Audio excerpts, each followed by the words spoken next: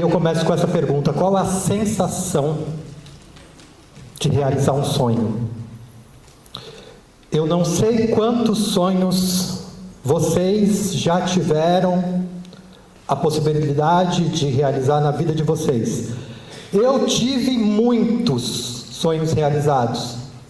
Poucos materiais, mas muitos intangíveis. E é desses que eu mais gosto. Esse é um sonho. E eu costumo dizer que sonhos são como pessoas, alguns deles. Porque a gente convive com os nossos sonhos. Muitas vezes eles nascem, e esse meu sonho, depois de eu ter vivido aqui em Mauá, um episódio traumático numa aula de matemática quando eu tinha 8 anos, e daí o astrônomo e o físico foi-se embora. Eu, enquanto estudante de teatro e professor da rede estadual, me fiz a seguinte pergunta, vendo os meus colegas de curso de teatro fazendo trabalho de palhaço em hospital. Ora, se tem palhaço em hospital, por que não tem palhaço na escola? E a junção dessas duas coisas, o palhaço e a escola, naquele mesmo ano, teve o seu nascimento. Então ele foi gerado, esse sonho foi gerado e ele nasceu. Nasceu desta maneira. E está tudo errado nessa foto. A maquiagem, o figurino, a forma como eu entrei na sala, a relação com as crianças. Mas o curioso é que ele está de ponta cabeça, normalmente da forma que a gente nasce, né? E mais do que isso, uma criança que há 18 anos atrás viveu essa cena. Há alguns anos eu conversei com ela, tenho contato com muitos dos meus alunos, e ele disse: foi como se a gente tivesse numa montanha russa. Essa sensação foi muito especial. Eu estava numa aula de geografia com mapas. Quando você me lembrou, eu consegui lembrar exatamente da figura do mapa. E era uma turma de antiga quinta série. Depois disso, muita coisa aconteceu. Aí o trabalho foi andando, né? Eu tive minhas primeiras vivências em sala de aula, a equipe foi acontecendo, eu fui num TEDx, palestrei em congressos. A gente chega no primeiro colégio aqui na escola, aqui em Mauá, e em 2025, 18 anos depois, a gente recebe essa turma. Que eu tenho a honra, hoje, de entregar para o mundo. A turma da primeira Escola Brasileira de Palhaços Aprendedores. Um projeto que foi aprovado pela Política Nacional Aldir Blanc, dentro da categoria de formação cultural. E aí nós tivemos a possibilidade de, nesse projeto, fazer o seguinte: dar formação para jovens da região e pagar uma bolsa auxílio para que eles pudessem fazer esse curso. E depois nós íamos fazer o quê? Nós oferecíamos para esses jovens de baixa renda, para pessoas pretas, para pessoas LGBT, para pessoas indígenas e atípicas, que participassem desse projeto e que depois tivessem a possibilidade de ir para a sala de aula.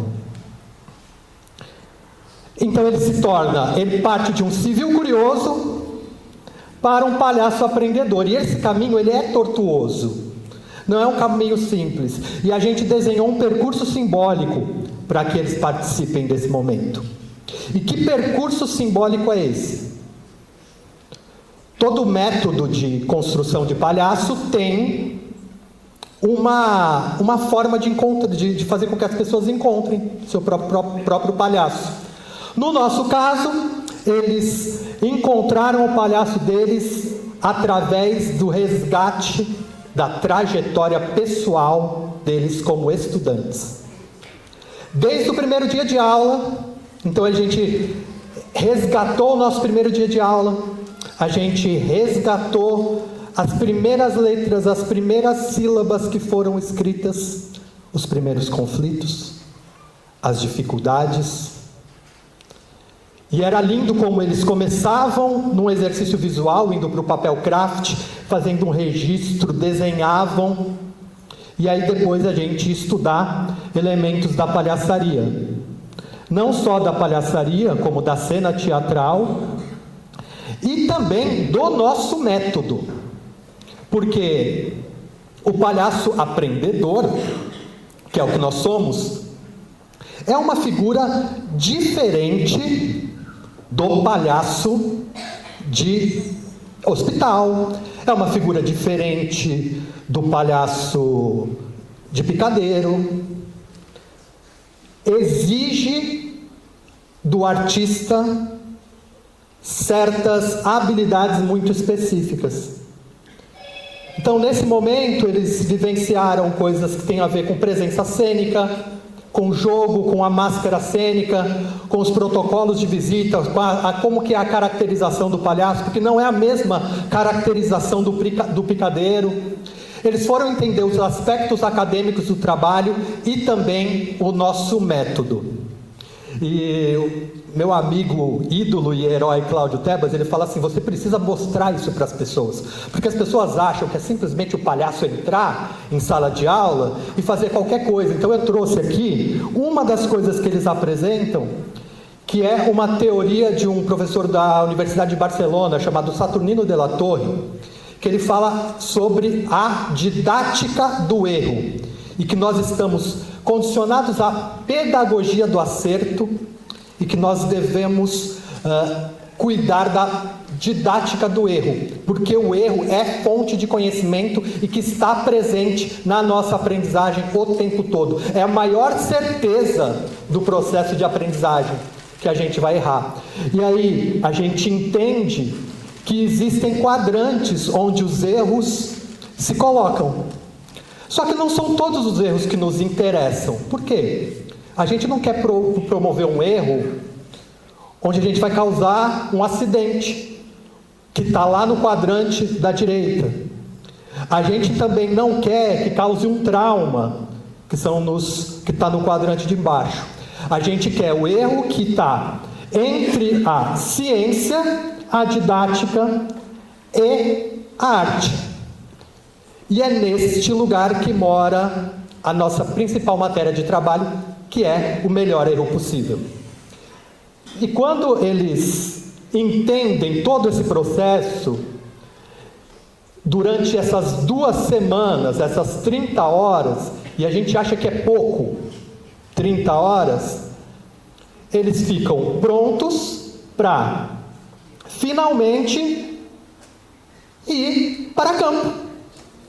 Então a gente vai para o município, a gente chega na cidade. Então esses meus palhaços foram para o Parque São Vicente, foram 3 palhaças, lá para o Jardim Oratório foi um palhaço, depois foi outro, depois lá no Alto da Boa Vista nós tivemos uma palhaça, no Miranda também nós tivemos uma palhaça, que ela está chegando agora, está aí. E, por fim, lá no Bom Recanto foram 5 de uma vez, porque a escola é muito grande. Então agora eu faço uma pausa aqui para trazer e para agradecer as pessoas mais importantes. Além dos palhaços que foram para a sala de aula, não existem pessoas mais especiais neste evento daqui hoje. As gestões das escolas, junto com a gestão da Secretaria de Educação, e os professores que nos receberam. Então eu vou pedir para que, à medida que eu for chamando vocês aqui, que vocês venham para o palco.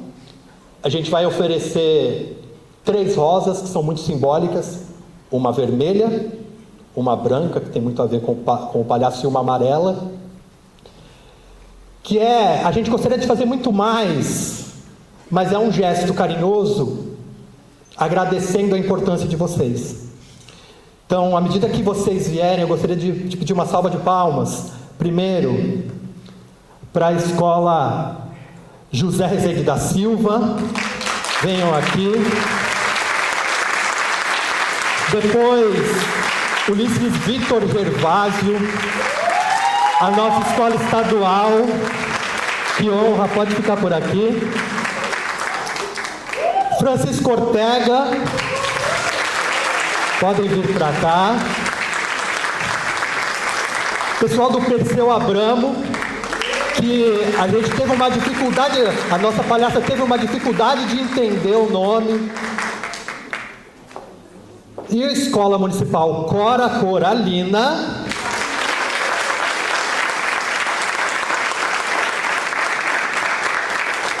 E além dessas escolas, eu preciso pedir para que venha uma escola muito especial, que é a escola que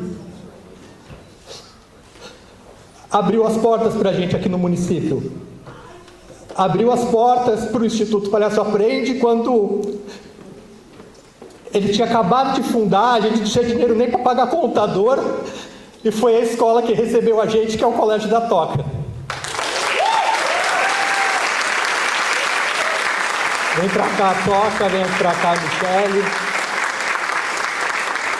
Nós temos uma lembrancinha das nossas palhaças, dos nossos palhaços. Eles vão entregar para vocês. Cadê as lembrancinhas, meu Deus do céu? Já era para ter chegado. Isso, vai chegando. Isso, Estelar, entrega para sua professora, fica do lado dela. E eu preciso de alguém para entregar para a Toca. Cadê o pessoal do Cora? Cadê alguém do Cora? Cora Coralina. Cora Coralina. Aê. José Rezende. Aê, José Rezende. Agora, Francisco Ortega, olha eu já tentando checar os nomes. Francisco Ortega, Ana Lúcia chegando aqui, entra aqui no meio, Ana Lúcia. Perseu Abramo, aí. Ulisses Vitor Gervásio, olha aí. Muitas histórias, né? Olha a Leca aí. E Colégio da Toca. Quem entrega para o Colégio da Toca é a atual palhaça aprendedora do Colégio da Toca. A gente precisa dar uma salva de palmas, porque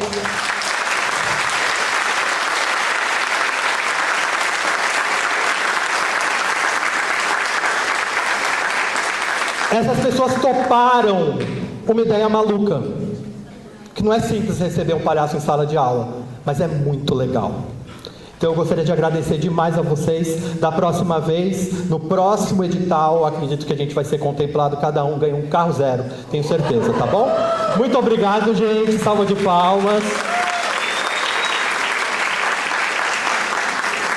Agora eu gostaria de chamar aqui também uma pessoa que representa um grupo que foi fundamental para a gente, que foi o pessoal da Secretaria de Educação. Também quando eu bati lá na porta, e também não é fácil você receber uma proposta maluca, o mais engraçado foi que assim, o professor Gilmar, o secretário, falou assim, mas não vai ter custo? Eu falei, mas já está pago. A Secretaria de Cultura pagou. Eu preciso fazer isso, me deixa fazer, pelo amor de Deus. E eles não só fizeram isso, mas eu fui recebido de braços abertos, com um carinho, com um amor, que eu espero que essa seja a primeira de muitas realizações que a gente faça junto. Viviane, vem aqui, por favor.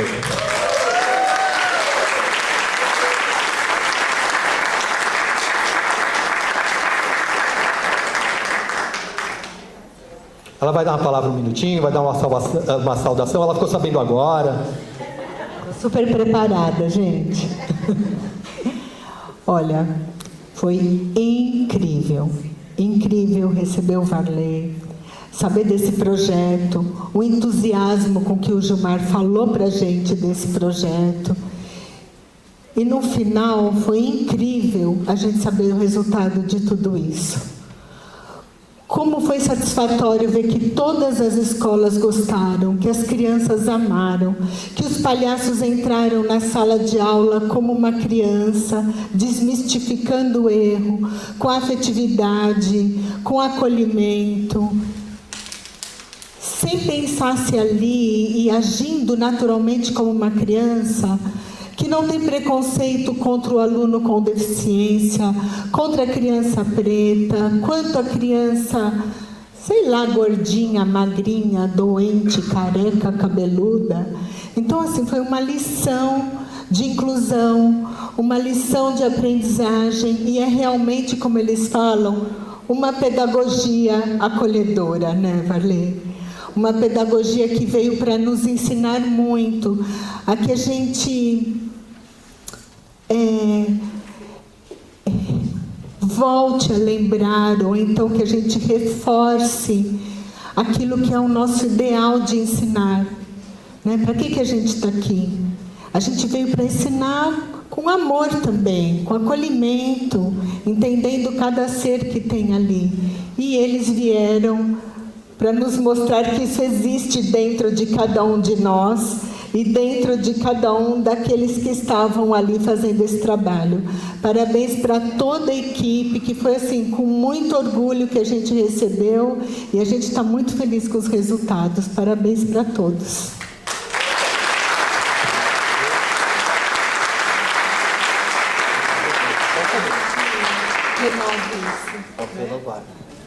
E agora, dando prosseguimento, queria primeiro saudar o vereador Clóvis de Santo André, que está aqui. A gente já está em conversas, né? Vamos levar isso para Santo André, vamos levar isso para as 7 cidades do ABC e depois para 5 regiões do Brasil, porque eu tenho um amigo que fala que eu sou meio megalomaníaco. Então, já que eu sou, vamos ser de verdade. Seguindo aqui, essas pessoas aqui foram para a sala de aula, mas saíam de sala de aula e tinham sempre um relatório para preencher. Então elas alimentavam uma base de dados o tempo todo, durante essas 5 semanas, preparando ali. Saíam de sala de aula, faziam relatório, saía de sala de aula, fazia relatório, saía de sala de aula, fazendo relatório. E o que isso deu no final? Dados de impacto que a gente compilou e a gente vai apresentar hoje para vocês. Mas não só isso, histórias de sala de aula e também algo que é muito legal, que são os nossos aprendizados. É isso que vocês vão ver aqui hoje. É isso que tem a ver com este momento. Só que a gente pensou assim, a gente vai trazer esses dados aqui, tudo bem? Não. A gente quer que isso seja um momento que vocês saiam com uma boa impressão e não sejam só um momento que a gente está aqui falando sobre a gente. Por isso a gente trouxe grandes palestrantes. E quando eu digo grandes, são pessoas sensacionais. São pessoas que são conhecidas no Brasil inteiro, que dão palestras em grandes empresas por cachês muito consideráveis e que vieram recebendo um valor simbólico por carinho ao projeto. Essas pessoas vocês vão conhecer daqui a pouquinho, porque isso aqui é um sonho realizado. Então hoje a gente celebra a realização desse sonho. E eu deixo de novo essa pergunta: qual a sensação de realizar um sonho?